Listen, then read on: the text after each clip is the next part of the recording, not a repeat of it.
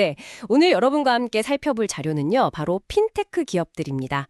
블록 그리고 소파이 테크놀로지스 이 두 회사를 비교 분석한 내용인데요. 현재 시점에서 어떤 기업이 더 매력적인 투자 기회를 제공하는지 그 핵심을 한번 파헤쳐 보시죠. 네, 흥미로운 비교가 될 것 같습니다. 간단히만 말씀드리면 블럭은 잘 아시는 스퀘어, 그러니까 상점 대상 결제 시스템하고요. 개인 금융 앱인 캐시 앱, 이 두 가지가 큰 축이죠.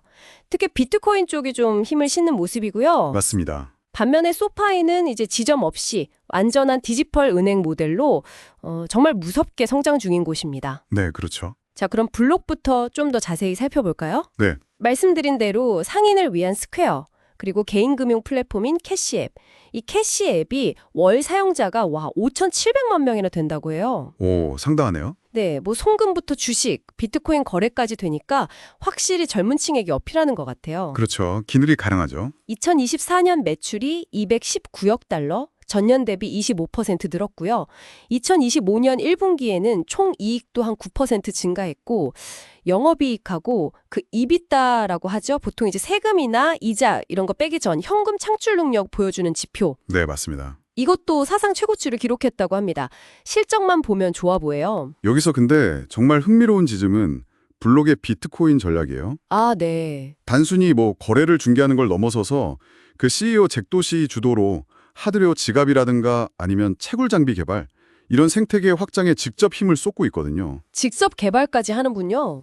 네, 비트코인 관련 수익이 이미 전체 매출의 한 43% 정도를 차지하고 있고요. 와, 43%요? 네, 심지어 매달 총 이익의 10%를 비트코인 매수에 재투자하고 있다고 합니다. 10%나요? 네, 이건 뭐 단순 투자가 아니라 뭐랄까 회사의 방향성 자체를 명확하게 보여주는 거죠.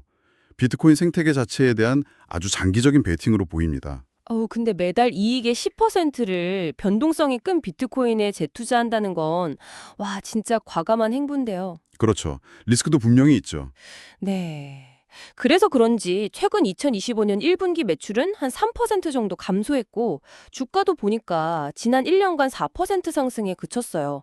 이런 비트코인 중심 전략에 대한 시장의 우려가, 투자 심리에도 좀 영향을 미치는 거 아닌가 싶네요. 네, 그럴 수 있습니다.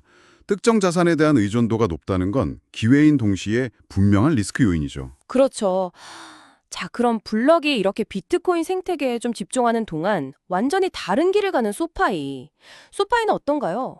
여긴 말씀드린 대로 오프라인 지점 없이 앱 하나로 예금, 대출, 투자까지 그냥 다 되는 완전 디지털 은행 모델이잖아요. 네, 전형적인 네오뱅크죠. 2025년 1분기 기준으로 고객 수가 벌써 1,090만 명을 넘어섰다는데 이게 2021년 말과 비교하면 3배 이상 늘어난 거라고 하네요. 와, 정말 폭발적인 성장이네요. 네, 사용자 증가세가 아주 가파릅니다. 실적도 굉장히 인상적이던데요. 2025년 1분기 매출이 7억 7,200만 달러. 이것도 전년 대비 20% 증가했고요.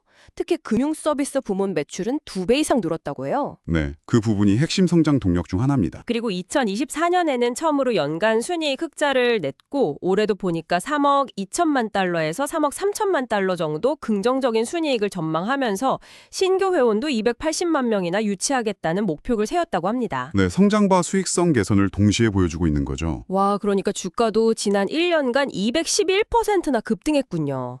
시장이 이렇게 열광하는 이유가 있네요. 네, 그 배경에는 소파이의 좀 다각화된 전략이 있어요. 이게 단순히 소비자 금융 서비스만 하는 게 아니라 예전에 인수한 갈릴레오나 테크니세스 같은 회사를 통해서 다른 핀테크 기업들한테 기술 인프라를 제공하는 B2B 사업도 같이 하고 있거든요. 아, B2B까지요? 네, 스스로 핀테크계의 AWS가 되겠다, 이런 포부를 밝히기도 했고요.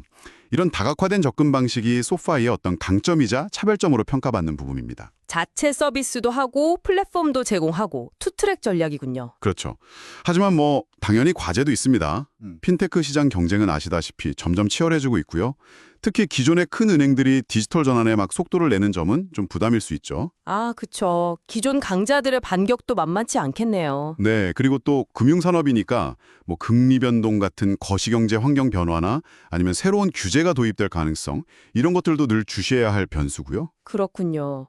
그럼 이 두 회사를 딱 놓고 보면 현 시점에서 매력도는 좀 어떻게 비교해 볼 수 있을까요? 앞서 주가만 봐도 지난 1년 동안 블록은 4%, 소파이는 211%로 차이가 엄청났는데요. 네, 자료 분석을 종합해보면 블록은 장기적으로 봤을 때 비트코인 시장 성장의 수혜를 크게 입을 가능성에 베팅하고 있는 거죠.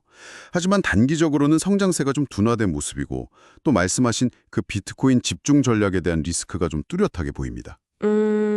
그러니까 비트코인의 미래 가치에 대한 아주 강한 믿음이 필요한 투자겠네요. 그렇죠. 반면에 소파이는 디지털 뱅킹 분야에서 굉장히 빠른 성장을 보여주고 있고 또 사업 다각화도 성공적으로 진행 중이고요. B2C와 B2B 그리고 무엇보다 실제 수익성이 개선되고 있다는 점 이게 지금으로서는 더 강력한 모멘텀을 보여주고 있다고 평가할 수 있겠습니다. 그렇다면 현재로서는 소타이가 성장성이나 수익성 개선 측면에서 조금 더 주목받을 만한 요소를 갖췄다 이렇게 볼 수 있겠네요. 네, 현재 데이터만 보면 그렇습니다. 물론 여러분께서 비트코인의 장기들은 잠재력을 아주 높게 평가하신다면 블록 역시 포트폴리오의 한 축으로 당연히 고려해 볼 수 있겠죠. 결국 어떤 미래를 더 비중 있게 보느냐에 따라서 선택은 달라질 것 같습니다. 맞습니다. 투자 관점의 차이죠. 네, 오늘 공유해 주신 자료 덕분에 블록과 소파이 이 두 핀테크 기업의 현재 상황과 전략을 아주 명확하게 비교해 볼 수 있었습니다.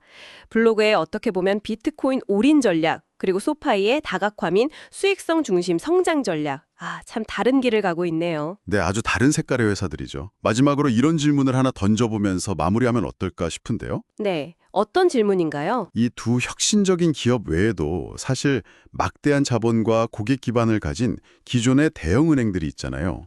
이 은행들이 최근 핀테크 기술을 굉장히 빠르게 흡수하면서 자체 디지털 역량을 강화하고 있는데 과연 이런 움직임이 장기적으로 봤을 때 블록이나 소파이 같은 핀테크 전문 기업들의 경쟁 환경에 어떤 변화를 가져올까요? 이 점을 좀 더 깊이 생각해 보시는 것도 상당히 흥미로운 관전 포인트가 될 것 같습니다. 그러네요. 기존 광자들의 디지털 전환 속도와 그 파급력, 이것도 정말 중요한 변수겠네요. 오늘 말씀 감사합니다.